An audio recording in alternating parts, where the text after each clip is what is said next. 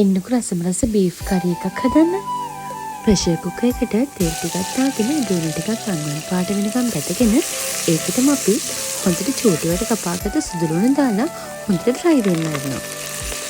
ඊට පස්සේ අපි ඒකට රම්පේ කට්ටින්චයි දාලා ඒකත් හොඳට බැද ගන්න ගමන් ඊට පස්සේ අපි ඒක එකතු කරනවා මිරිස් කුඩු 3-5 කුඩු ලුණු ඒ වගේම කහ චුට්ටක් එකතු කරලා හොඳට මේක හැඳි ගන්න ඕනේ.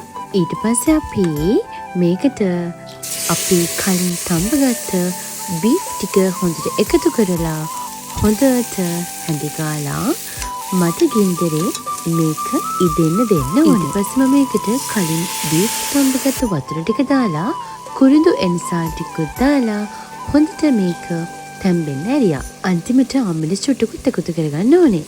ඉතින් මේ තියෙන්නේ අපි හදාගත්ත අපේ රසම රස බීෆ් කරි එක.